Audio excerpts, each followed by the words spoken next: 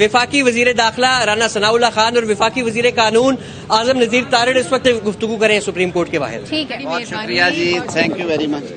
جی، بہت شکریہ جی. میرے خیال میں آپ سب احباب یہ جو معاملہ اس وقت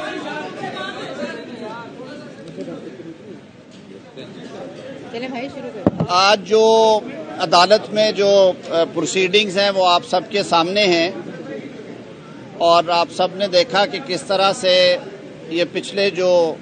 میرے خیال میں آپ سب احباب یہ جو معاملہ اس وقت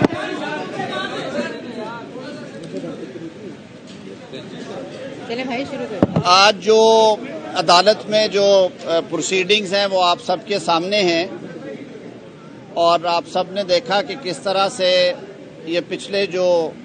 کچھ دنوں سے معاملات ہیں عدالت کے ایوان میں اور ادروائز جو ملک میں سیاسی ماحول تھا اس کے حوالے سے پیچھے 9 رکنی بینچ نے عدالت عظمیٰ میں انتخابات ہونے کے حوالے سے سو موٹو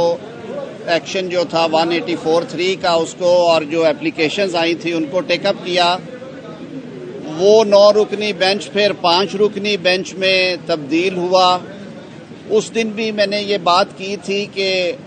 جب فائنل فیصلہ آیا 5 رکنی بینچ کا کہ یہ پٹیشنز 4 کی اکثریت سے اور 3 کی اقلیتی فیصلے سے ڈسمس ہوئی ہیں. بار کیا اس پہ ملے جلے ری ایکشنز آئے، لیکن گزشتہ دنوں میں جب یہ معاملہ دوبارہ ٹیک اپ ہوا اور جب تفصیلی فیصلہ آیا اس 9 رکنی بینچ کا، تو یہ بات 4 معزز جج صاحبان کے جو فیصلے تھے انہوں نے یہ عیاں کر دی کہ جو پٹیشنز جو ہیں وہ خارج ہو چکی ہیں. اس کے بعد کی صورتحال کو سامنے رکھتے ہوئے کل جو ڈیولپمنٹ ہوئی کہ 5 رکنی بینچ کے روبرو جب معاملہ آیا تو ایک معزز جج صاحب نے اپنے فیصلے کے حوالے سے یہ کہا کہ 184(3) کے اختیارات کے استعمال کے حوالے سے جو صورتحال ہے اور ایک جوڈیشل فیصلہ اس میں موجود ہے، جسٹس قاضی فائز عیسیٰ صاحب اور جسٹس امین الدین صاحب اس کے آتھر ہیں، اور اس میں ایک اختلافی رائے جسٹس شاہد وحید صاحب نے دی، تو اس کی موجودگی میں انہوں نے کہا کہ بہتر ہے جو فیصلہ میں جو تجویز رکھی گئی ہے، جو آرڈر آف دا کورٹ ہے کہ فل کورٹ میٹنگ کی جائے اور اس کے بعد لائحہ عمل طے کیا جائے، طریقہ کار طے کیا جائے کہ 184(3) کے مقدمات کس طرح سے سنے جائیں گے اور بینچز کی تشکیل کیسے ہوگی. انہوں نے اپنے آپ کو بینچ سے معذرت کر لی وہاں سے بیٹھنے پہ. آج صبح جب 4 رکنی بینچ بیٹھا تو اس میں اگین وہی صورتحال آئی اور جسٹس جمال خان مندوخیل صاحب نے ایسے حالات میں معذرت کی. ملک بھر کے عوام یہ ایکسپیکٹ کر رہے تھے کہ اب شاید چیف جسٹس صاحب جو کہ ادارے کے سربراہ ہیں اور جنہیں بلا شبہ ادارے کو یکجا رکھنا ہے اور گھر کے بڑے کے طور پہ سب کو ساتھ لے کے چلنا ہے، کہ وہ ایسی صورتحال میں پہلے فل کورٹ میٹنگ کریں گے جس کا عندیہ انہیں ان کے سینئر موسٹ جج صاحب نے ایک جوڈیشل فیصلے کے ذریعے بھی دیا. اور میں بھی ایک قانون کے طالب علم کے طور پہ اور اس ادارے میں 30 سال گزارنے کے بعد بینچ اور بار پارٹ اینڈ پارسل ہیں. بالکل یہ میرا بھی یہ خیال اور میری یہ رائے تھی کہ یہ معاملہ ایک دفعہ فل کورٹ میٹنگ میں جائے، چیف جسٹس صاحب اپنا گھر جو ہے اس کو اکٹھا کریں اور اس کے بعد یہ دوبارہ ہیئرنگ ریزیوم ہو. بہرکیف 3 رکنی بینچ نے جب ہیئرنگ ریزیوم کی تو یہی مشورہ جو ہے وہ پاکستان بھر کے وکلاء کی جو اعلیٰ ترین قیادت ہے، vice chairman Pakistan bar council, chairman executive Pakistan bar council, اور اسلام آباد میں جو موجود ہائی کورٹ بار کے صدر اور بار کونسل کے وائس چیئرمین تھے، انہوں نے بھی یہ استدعا کی، اور اسی طرح کی استدعا اٹارنی جنرل صاحب نے کی. چیف جسٹس صاحب نے اپنی صوابدید میں یہ مناسب سمجھا کہ وہ فی الحال 3 رکنی بینچ کے ساتھ ہی پروسیڈ کرنا چاہتے ہیں. میرے خیال میں ہمیں کئی دفعہ حقیقت سے یا جو چیزیں نظر رہی ہوں ان سے آنکھیں نہیں چرانا چاہیے. یہ ایک بہت بڑا آئینی مسئلہ کھڑا ہوا ہے، بلکہ یہ ایک بحران کی شکل اختیار کیے جا رہا ہے. تو ہم یہ سمجھتے ہیں کہ ایسی صورتحال میں جبکہ پارلیمان نے قانون سازی بھی کر دی ہے اور وہ بل جو ہے اب وہ صدر مملکت کے سامنے اسینٹ کے لیے گیا ہوا ہے، मुल्क में जो इस वक्त सियासी दर्जा हरारत है उसका भी जिक्र हुआ। इन सब बातों को सामने रखते हुए हम ये एक्सपेक्ट कर रहे हैं, अभी भी मैं समझता हूँ, और आज चीफ जस्टिस साहब ने ये अंदिया भी दिया है कि वो अपने दीगर साथियों से, यानी कि जो सुप्रीम कोर्ट ऑफ पाकिस्तान के तमाम जज साहिबान हैं, उन्हें कॉन्फिडेंस में लेके ये जो मामलात पिछले 4-5 रोज़ से गुफ्तगू का एक मरकज़ बने हुए हैं उन पे वो बात करेंगे और किस तरह इस सिलसिले को लेके आगे चलना है। उसका सबसे अच्छा हल वही है जो कि बार के भी एल्डर्स और पॉलिटिकल पार्टीज डे 1 से ये कह रही थी कि जब ऐसे मामलात हों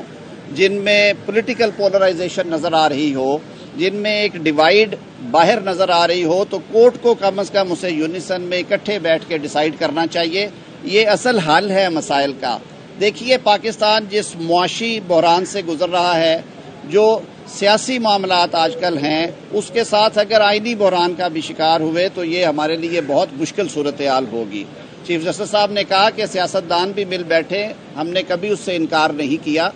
मैंने तो बल्कि बारहा, और राना सनाउल्लाह साहब भी मेरे साथ मौजूद हैं, कल ख्वाजा आसिफ साहब ने भी यही बात की। सियासतदानों में अगर मेचोरिटी हो तो अपोजिशन के दोस्तों को ये माहौल बनाना ही नहीं चाहिए था। गुफ्तगू के दरवाजे सियासत में खुले रहते हैं, लेकिन उससे हट के मैं ये कहूँगा कि आप यही बात जब सियासतदानों से कहते हैं तो यही असूल आपको अपने अदारे पे भी लागू करना है और गुफ्तो शनीद के साथ आप इज्तमाई सोच को रास्ता दें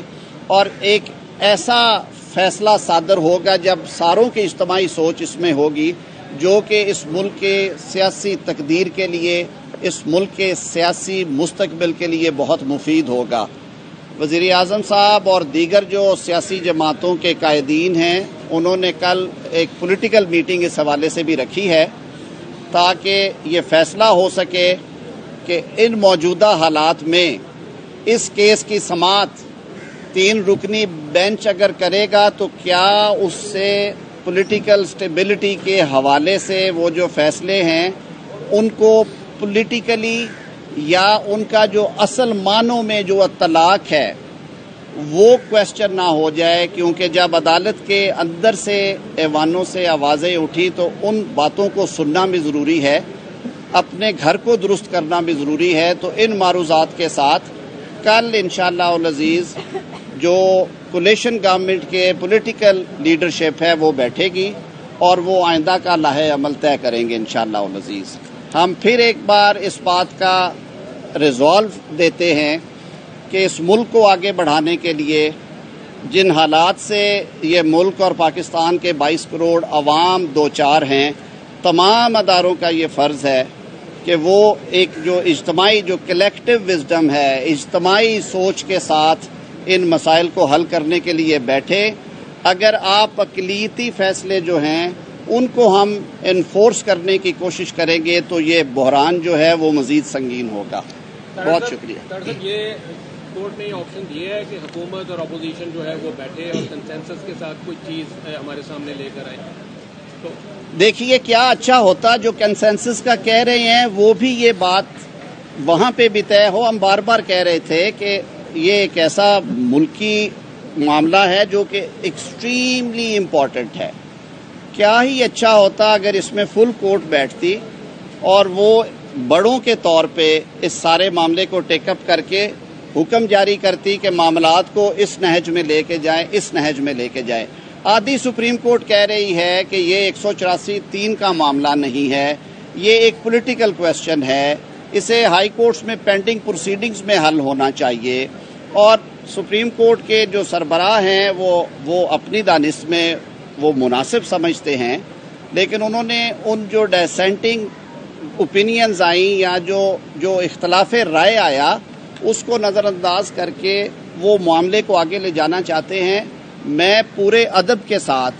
मैंने इस निज़ाम में 3 दहाइयाँ गुजारी हैं, मैंने अपने सीनियर से आज यही बात की, वो भी बैठे हुए थे। ये बार की भी आवाज़ है, पार्लियामान से भी ये आवाज़ आ रही है, ये सिविल सोसाइटी सेगमेंट्स भी कह रहे हैं कि हमें पॉलिटिकल टेम्परेचर को ठंडा करने की ज़रूरत है। और उसके साथ साथ ये सारे तबकात कह रहे हैं कि इस वक्त हमें जो हमारा सबसे बड़ा अदालती अदारा है सुप्रीम कोर्ट ऑफ पाकिस्तान, वो इसे भी ऐसे देखना चाहते हैं। इकट्ठा देखना चाहते हैं। यहाँ पे भी कंसेंसस होना चाहिए, यहाँ पे भी इख्तलाफी बात सुनी जानी चाहिए, यहाँ पे भी इज्तिमाई सोच को रास्ता देना चाहिए। तो इसलिए हम दुआ गो हैं कि अल्लाह ताला, आज चीफ जस्टिस साहब ने कहा है, वो भी अपनी फुल कोर्ट मीटिंग करे और एक अच्छे हल के साथ आए, एक अच्छा सूरज तुलू हो पीर वाले दिन और इस मुल्क के लिए अच्छा हो। हम देखें कि सुप्रीम कोर्ट ऑफ पाकिस्तान इज्तिमाई तौर पे बैठ के इस मुल्क को आइनी रास्ता फराहम करना चाह रही है, सियासी इस्तेहकाम देना चाहती है। तो इंशाअल्लाह उल अज़ीज़ ये मसला हल हो जाएगा। बहुत शुक्रिया जी। तो जी आज़म नज़ीर तारड़ गुफ्तगू कर रहे थे और वो ये कहते हैं कि देखा जाएगा कि 3 रुकनी बेंच समाअत करेगा तो सियासी फैसलों का इतलाक सवालिया निशान ना बन जाए। और कहते हैं हमें हकीकत से आंखें नहीं चुरानी चाहिए। अदालतों के अंदर ऐवानों से आवाजें उठी हैं तो उनको भी सुनना पड़ेगा। साथ ही साथ